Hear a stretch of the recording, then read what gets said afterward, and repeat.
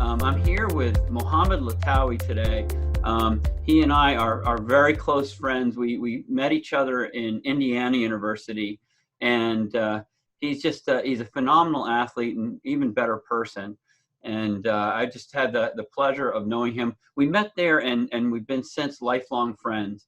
And I just love to have everybody have a chance to get to meet Mohamed, learn a little bit about his experiences and what he went through during his swimming career. Mohamed, welcome to the show. Thank you so much. Can you introduce yourself and give us a little information on your background? Hello, John. As you said, Mohamed Lattoui. I'm a Moroccan swimmer. I swam for my country, and then I got good enough to go swim in France, and then got good enough to go to be pledged by a U.S. team. Mm. So, yeah. Really great. So we're going to find some things out about what your experiences are growing up, how they differ in some cases. If you notice, at least it can come from the American side that I've seen, and kind of contrast a few things. But first question I have is, this is kind of interesting because I swam and grew up in the YMCA in swimming, and that's how I got started. I'm guessing you don't have a lot of YMCA's over there. So how did you get started there? Well, John, most kids like you, I started in the closest pool to home. It was my hometown pool. And I started recreationally, like all the kids. But I loved the water so much that when my parents would come and get me at the end of the day, they wouldn't find me because I would have snuck into a group of Pee-wee school for practicing with them. And then so they enrolled me into the team, and I started spending the whole day in the pool, and then ending up with a workout at the end with the Pee-wee team. And so was there a lot of kids in the water there at the time, or what was it like? Well, yeah, it was a lot of kids, very little equipment. I remember my first kicking board was a wooden kicking board. Oh my gosh. A wooden kicking board. That's great. Yeah, and we were we would swim with because we were so many, and it was fun. It wasn't workouts. It was like a school for Pee-wee swimmers. Then once you get better, then you can be put in another group and so on until you reach the top group. And you know, were you born in 1962 as well? I was born in 62. 61 and Oh, so November you're way older 61. than me. Yeah, I'm like 4 months older than you. Right. That's okay. So and then is there a lot of pool? You're in Rabat, is that right? Did you grow up in Rabat too, or? Yeah, I grew up in Rabat. Not much. I left my family very early. I left. First, I left to military school when I was 11. Then by the age of 15, I left again to swim in France. After France, I went to the US. So I didn't stay much at home in my hometown. Got it. So does everybody go into the military school at that age, or was it something you? No, just just the ones that parents can't handle. Oh, okay. You were one of those too, huh? Got it. And you have a bunch of sisters too, is that right? Yeah, I have 4 sisters. I'm the second one. Oh. And I have 4 sisters. Yeah, I saw some of the incredible. One of your sisters does, I think, incredible dresses, right? Just amazing, beautiful dresses, right? Yeah. You were showing. My sister Nizha she's like a very good tailor for Moroccan dresses, and she does some really good pieces, like art pieces. I was so impressed. They're like pieces of art. It's like they are. Yeah. Really, really beautiful. Wow. Yeah. And so she's got all that talent from my mom. I was going to ask you, did she learn how to do that from your mom? Yeah, my mom was very talented. She didn't take any classes or nothing, but she would sew and an evening dress, pants. I mean, anything she would like. Wow, that's fantastic. So I remember once she sewed. My sister had this party to attend, and she needed a fancy dress, and she made her the dress overnight. Unbelievable, right? What parents will do for their children, right? And she spent the whole night and the whole day onto that, and she made a beautiful dress. Wow, wow. So let me ask you, what do you like most about swimming? You know, since you've been, I mean, you've lived your whole life with swimming, right? And even later when you got out of swimming, your mind's always on swimming your whole life, isn't it? Yeah, well, true. I started swimming early. I mean, very early, like probably at 3 or 4. I remember by the age of 4.5, I wasn't able to float, but I would cross the pool underwater. That's how much I loved it. I remember when I was like at that age, there was no fear of water, even though I didn't know how to swim. And I would swim with my older sister. She would help me float and everything. And when she's tired, she would go sunbathe, and I would like to swim. And she goes, "No, you won't go until I want to go again. And I don't feel like going yet." And I would just let her until she's nice and hot and well tanned and well oiled. And then I would just run into the deep end and jump. And once in the air, I just scream her name and then wait for her in the bottom. And then I would wait patiently till she comes and takes me Oh out. my God. Now I see why they send you to military school. Out of here. Yeah. So let's talk about some of your major achievements, because you've had some amazing achievements. I remember when you were in Indiana with us, and we'll talk about that in a second. But you had left and you had some phenomenal achievements in the African Games, if I'm right. Can you Yeah. tell us a Yeah. little bit about that?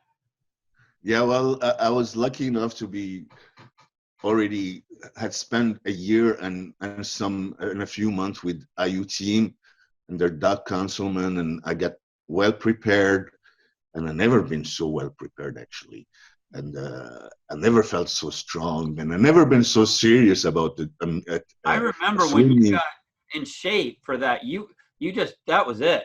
You just went I after. know, I know, and I didn't recognize how serious I got all of a sudden for. And during this championships, during the whole stay over there, I was like incredibly into it, concentrated. And of course, the results came, got 4 gold medals, 2 African records and those were my, probably talk about it later. Yeah, I remember. I think you were considered one of the top athletes of Africa, of all Africa, if I'm right.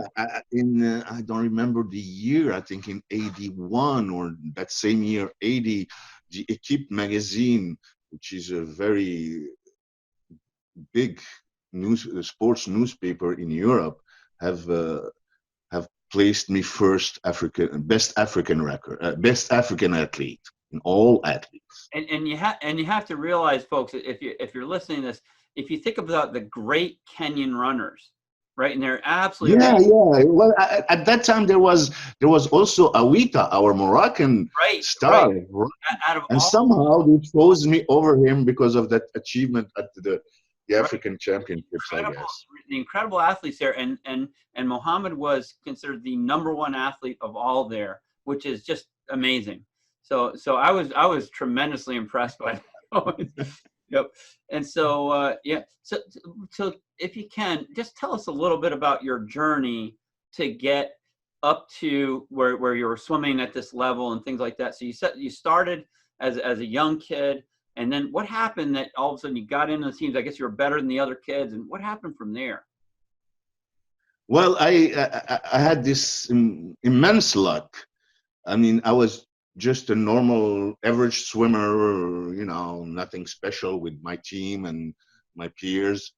And this year, and one year, I mean, this French coach, I mean, all the coaches back then in Morocco were just like sports people that like swimming. I mean, they didn't have the right formation, the right knowledge, and the science behind it.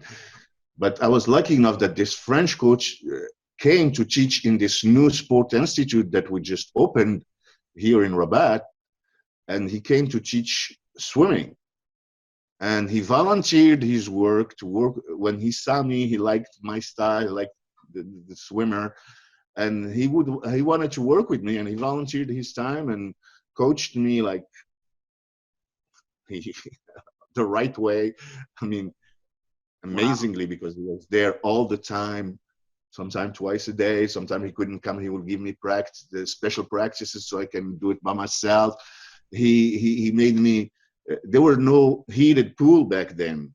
I was one of the first Moroccan to swim all year round, because this guy went to So he the had a Hilton Hotel, tremendous which had impact on your a life. heated pool, and he got the director to give us permission to use the pool after 6, and that's how we did it. So he had a tremendous impact on your life. Oh yeah, well, he was the Mohammed swimmer. I mean, without him, I would not have been able to go to France, and Oh, the I would connection. not have been able to get there. Wow. That's how important is the coach. Right. Wow. So then you got to go to France and swim in France. Is that right? From Morocco? Yeah. And there's a big connection between France and Morocco, as I remember. Yeah, well, there's a lot of connection because between Morocco and France in sports, and between the two governments. And because of that, I was able to go to train in France with the national team as a Moroccan. They accepted it in an exchange between the two governments of sports. Wow. And then from there, how'd you get over to the U.S.? And before you answer that question, I remember something. I might be wrong. You have a number of different languages that you speak, if I'm right. Well, not that much. I speak Arabic, Moroccan, French, English, some German. Which I language do you like understand to Spanish. speak? Wow, that's amazing. And I remember something because and I'll talk about it once you got to Indiana, but it was just, I think, phenomenal. You've got an incredible brain. So we'll talk about it in a second. Go ahead. So how'd you get over to the U.S.? Yeah, well, then in France, I worked real hard again, and I swam at this international swim team in the winter, and I was the fastest French swimmer in it. So you went from being the fast Moroccan swimmer to the fastest French swimmer. Exactly. Whatever And country you this slap on your back on that one, you got it for them. and this person that knows Doc came to me and said, why don't you go swim in America? You're good enough, and that's where you're gonna progress, and that's where you're gonna achieve all your goals. And I said, yes, Doc got someone, Mark Spitz coach. You kidding? Of course. And that's where we came together. So do you remember that time and how excited you were? Or what was it like when you were in France, knowing you were coming to the U.S.? Well, I was so excited. I was beyond myself. I remember going to tell my French coach that I was gonna leave. I was so happy, and he goes, "Well, if you leave, you never come back again." Oh, so he was upset. He was losing his, great swimmer. Yeah. And there's lots of your personality that the coaches must just love too. So that's great. Well, thanks, Dan. And because of this lady, she was an American, and I don't know, she had something in Morocco too. She came to my coach and said that she's gonna be able to assist us into getting to IU and getting to be coached there. And she wrote a letter to Doc and sent my times and my practices and my averaging sets and stuff like that. And he accepted me, and I was the luckiest person on earth. So you actually got, it sounds like, people helping you get there. Yeah, exactly. Right? And so they could see that you had a really great ability, and then they kind of helped you get over there. That was really nice of them as well. I had a similar experience to get to IU. It's funny, we were both converging kind of at the same time there. Exactly. It's amazing, right? It's interesting the way things work in life. And so we got there, and I remember this. I remember when you came in, because I think you came in a little bit after I came in or something like that. But I remember when I was in there, you came in, and I don't remember you being able to speak a lot of English at first. No. And I remember, correct me if I'm wrong, within about 30 days, because you're a very social person, you love to talk to people and befriend people, and you're just very easy to get along with. And I remember within 30 days, it was easy to have a conversation with you. And I don't remember you being able to speak almost anything before. How do you do that? Well, I came with like the knowledge of most of Bob Marley's songs and most of Bob Dylan's songs. So I used to pick the words like I would say, well, he said this in this song, and it's probably the right word. And if not, right. Bob Dylan said, and if not, your personality just wins everybody over, and you just go anyway.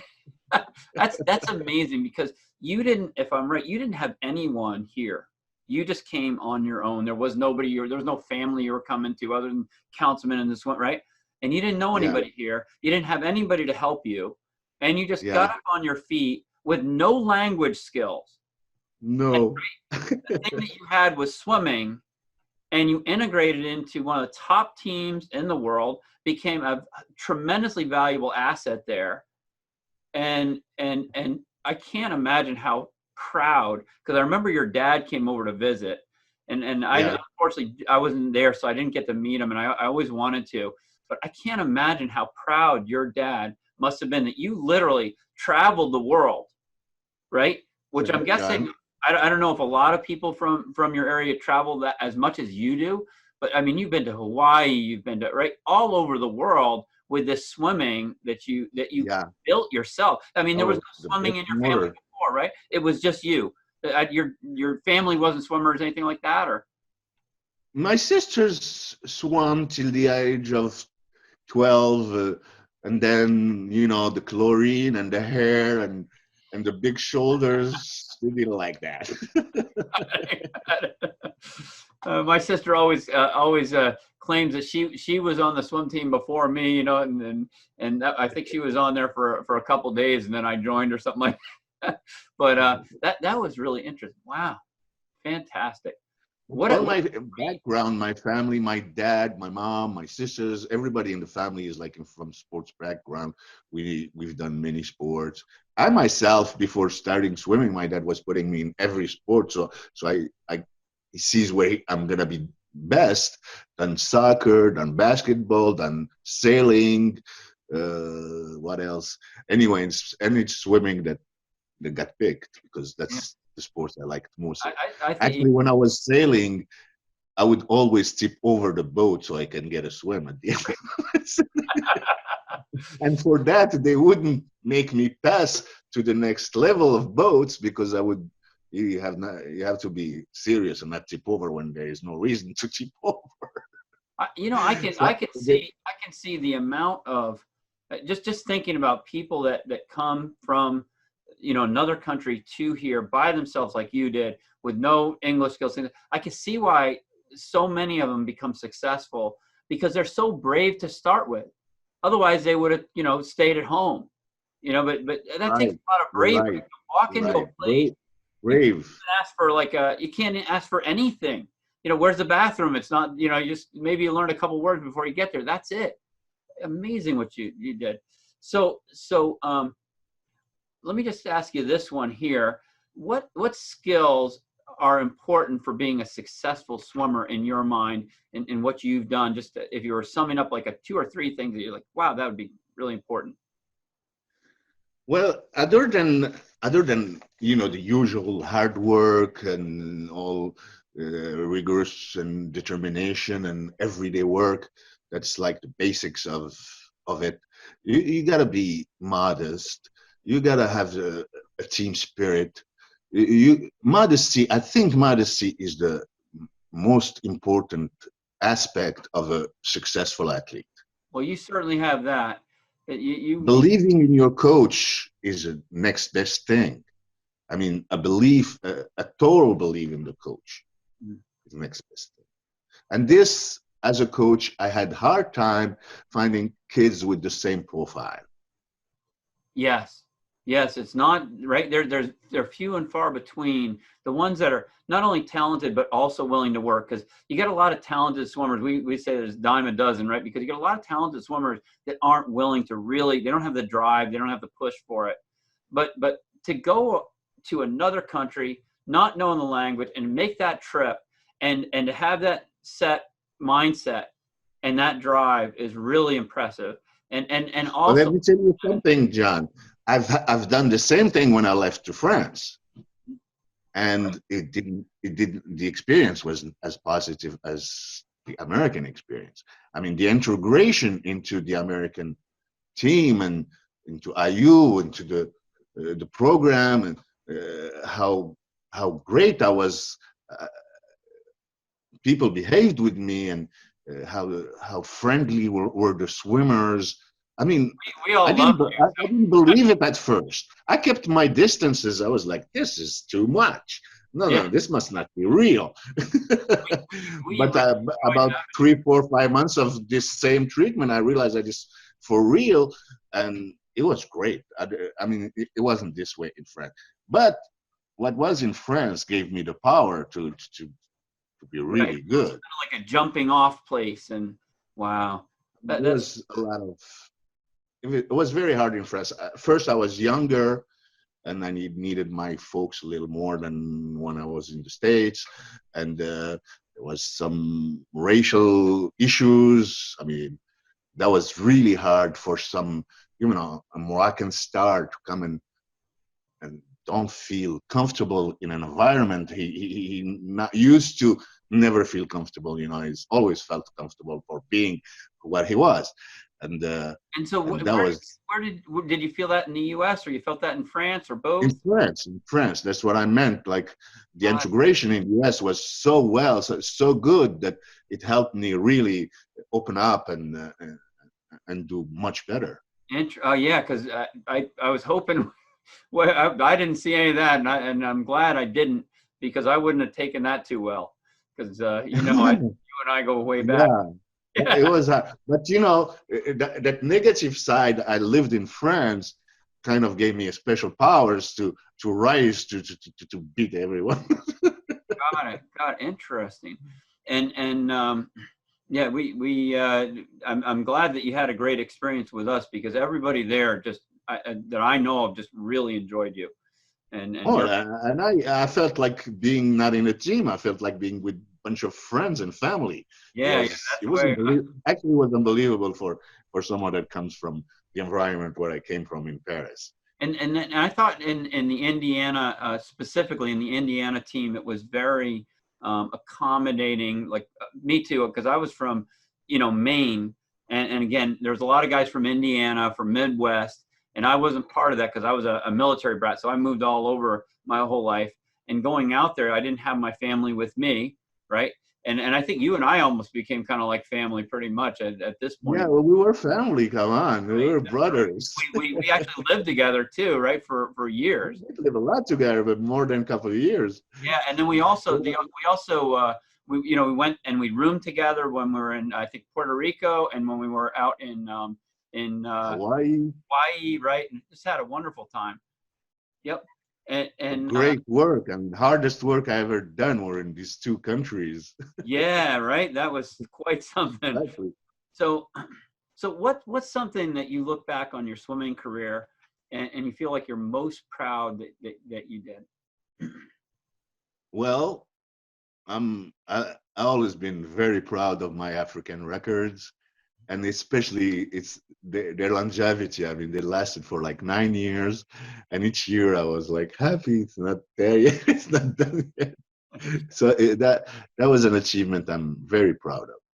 Got it. Um, just taking a look because I know we talked a little bit about this right now, but I'd like to just delve a little farther into it. In your personal philosophy in life, because I know we all have the hard times, things like that, but you bring out the best in people around you.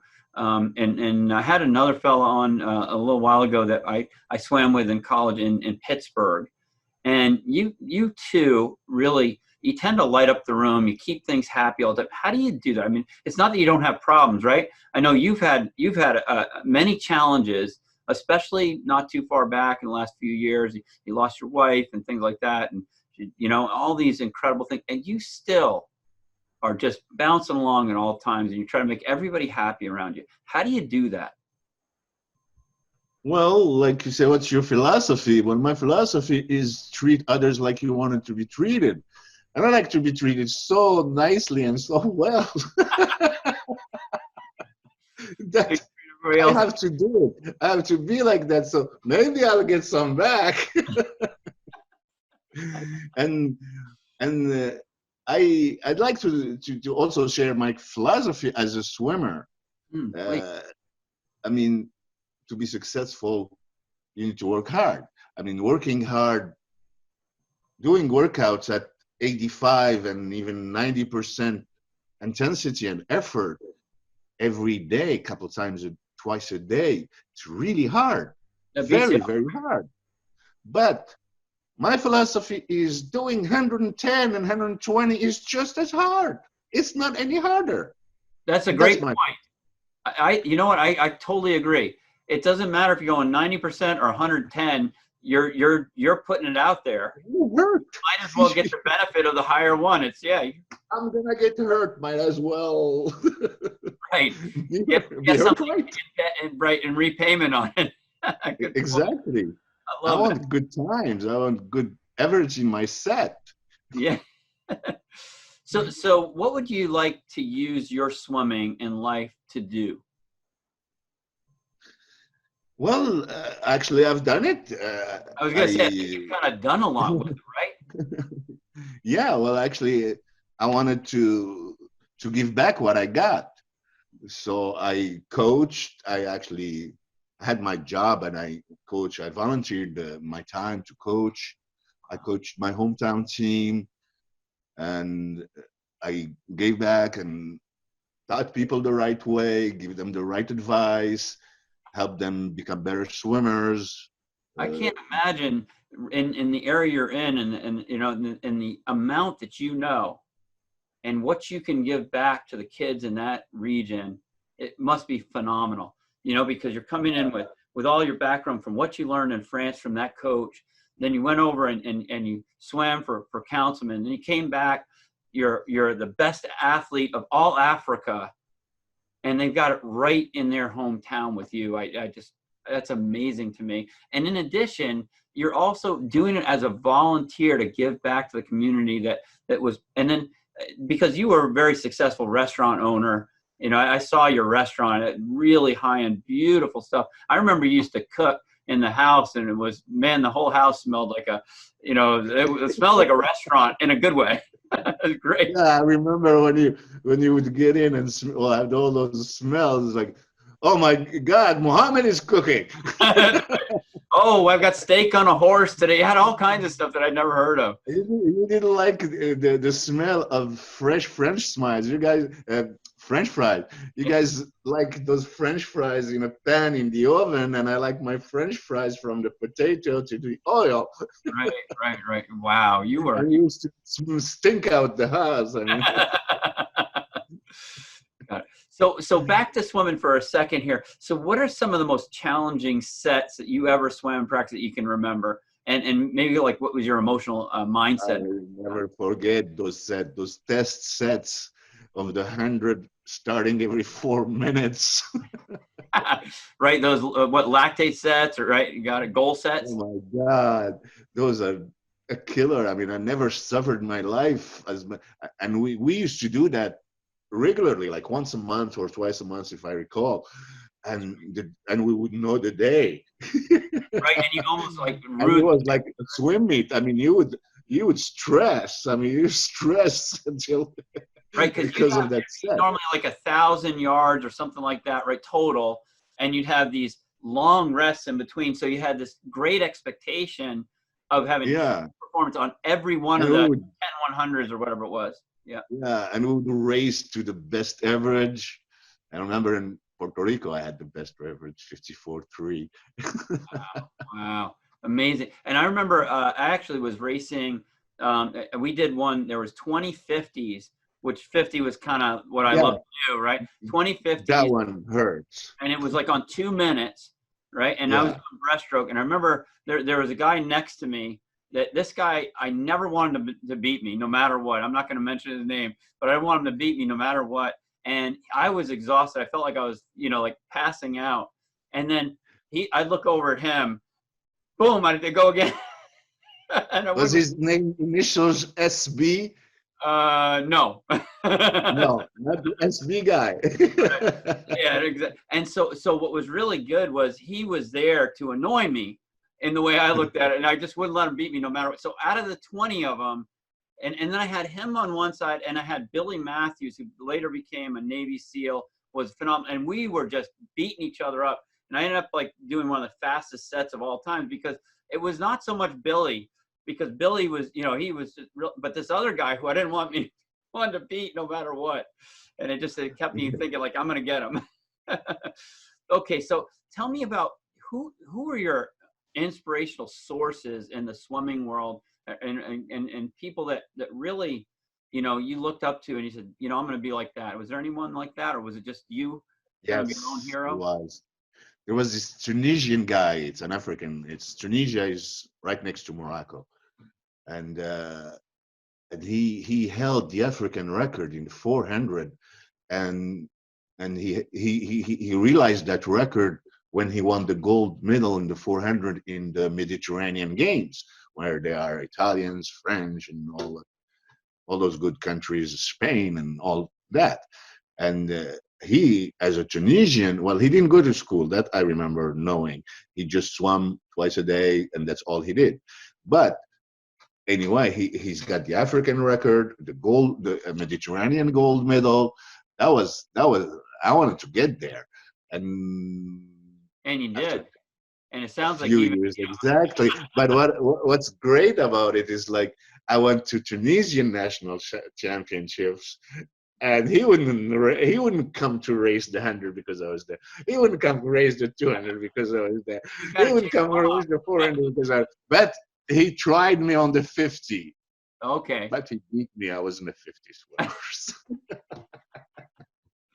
I Yeah, got second. I remember you were really great in 200 when you're in Indiana, right? There was a lot of 200 freestylers, but and it was interesting. I always remember one thing in the water when I see you swimming, the way you moved your hands on the pressure fields, you were just incredible. You got such a grip on the water that when you pushed off, like, see you later.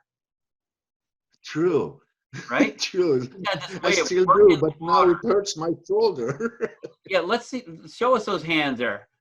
Show me your hand like No, that. they're not that big, but they know how to compress the water. You know, that compression that comes from that. Oh God, it's so beautiful. And you are so good at it. And yeah, it's amazing to see. Mohamed, how tall are you? Like in 5'11". You're about 5'11". So you and I are almost, got it. You and I are almost the exact same height. And there were guys that were a lot taller than you there, and a lot, like big muscles and everything else, like great muscles coming out of their eyebrows, right? Remember John King had, right? He had muscles everywhere, I think. Exactly. Yeah, I was thinking about him. Yeah, he's big, like, right, just an Adonis type of guy.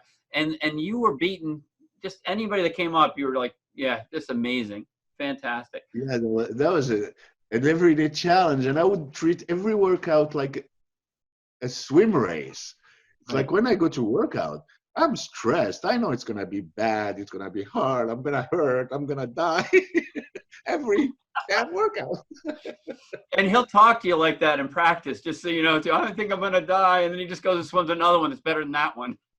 And exactly. And how did I do that? I was gonna die and I did better. Yeah. Anyway, so let's go. Oh, yeah, it was amazing. So when you're dealing with, and I know you went, like you said, and you're coaching and work with swimmers. So when you're dealing with an exceptionally talented swimmer, like yourself, that can do things that people just don't expect you to be able to do, and you've got that in every aspect of your life, the achievements that you make, from looking at your restaurant to how you over got over to the U.S. and did that, right? You've lived an amazing life and done all these incredible things. When you went to the African Championships, all these things. So when you're dealing with an exceptionally talented swimmer, how do you balance his or her personal success with team goals? Well, I had this case happened in my coaching journey, and there always is one or two special swimmers in the team, and to be able to coach the team and those individuals, you need to use some tricks and some thinking. And it's like, and give you an example. It's like if the rest of the team, I want them to swim 100. The talented swimmer will have to swim 125 or 150, and they will start on the same start, and they would get exactly the same workout I intend for one and the other. Mm. It's like they could be doing 50s two strokes when the rest of the team is going to be doing freestyle, and they all leave at the same time and have the same rest. And you manage it so you always give those talented swimmers their share without leaving the team. The other kids, right? So I you, mean, you and actually, my philosophy is they all have the same importance to my eyes. I just have to be good enough to take care of all of them. But the best ones are not my favorite. They're my favorite. All of them, they're my favorite. Yeah. So you give, and my mom years ago used to tell me this. She said, my sister got something and I didn't get it, and I said, oh, that's not fair. And she said, I try to give my children what they need when they need it, and exactly, it's not equivalent, right? And I had a very, very dear friend of mine in Indiana University that I lived with, named Mohamed. And he said this to me, and I'll never forget. He says, "You Americans, we were all complaining. I told you this before, Mo." And he says, "You Americans are so funny," because I had said, "Hey, something wasn't fair." And he says, "You think that everything should be fair." And he says, and Mo told me, he says, "You know what? Do you think it's fair that I come from Morocco, and my family were kings at one point?" And he says, "Your dad, I don't think you come from kings." He said, "We don't." And he says, "And your dad makes $100,000 a year, and my dad makes $14,000. Do you think that's fair?" And I said, "No." And he says, "What do you think is fair in life?" I said, "Well, things should be fair." And he goes, "Let me tell you, there's only one thing that's fair in life." And folks, if you learn this one, you get such a great lesson from Mohamed. And he says, the only thing that's fair in life, there's one thing. And he says that's nothing's fair. And that means nothing's fair for anyone.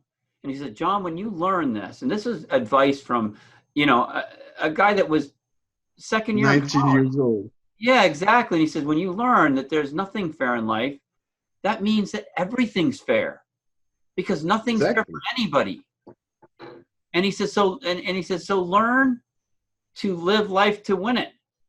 Do the best you can, because you're going to be on the winning side, and that's what's fair. Yeah. And that's it. He says, just, go after it, do everything you can. And that was, I've told that story. In fact, I think it's even on our Discovery Center, the story of that I just was such a great lesson. Thanks, John.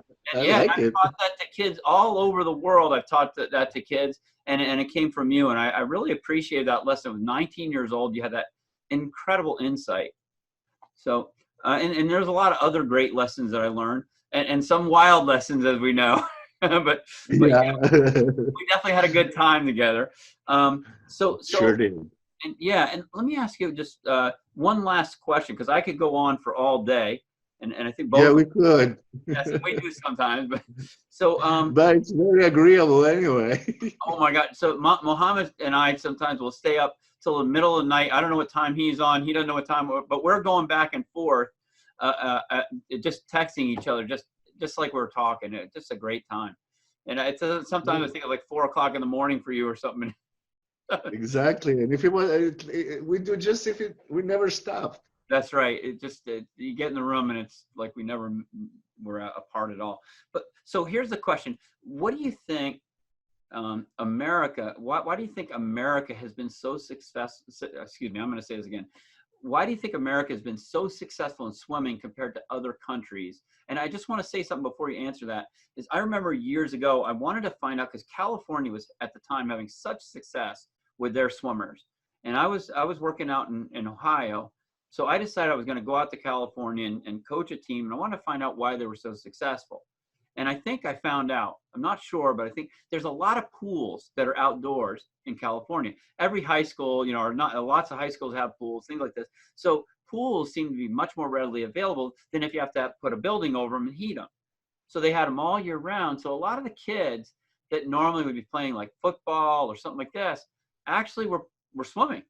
And so you've got a bigger pool of athletes that like to enjoy the water, and they're right on the coast. So and I found that I felt like that was it, more than they just have more talented swimmers or, you know, better coaching. I think it was really more just access to more athletes, because the athletes were more likely to swim. So what do you think about in America? It's been so successful in swimming. Why do you think that? Well, like you just said, well, I think America is the country where there's the most pools in the world. Like the concentration of pools in America is higher than any other place in the world. That's for one. And like having, like you said, California, warm climate all year round, you're probably one of the countries that started working out all year round. One of the first countries to have started that. That's for true. But the biggest and the most important part is your schooling system. Your schooling system allows you to be the best in swimming, not only in swimming, but in all sports, because of your schooling system gives you a planning, you know, that usually end around 3:30, and then you have plenty of time to work out any sport, to have plenty of time to succeed in any sports, and swimming also. How does that differ? Can you give us a window into how that differs here? Because we can't, from Morocco. Well, from Morocco, from Europe, our schooling system doesn't allow us to get out of school early enough to be able to go work out.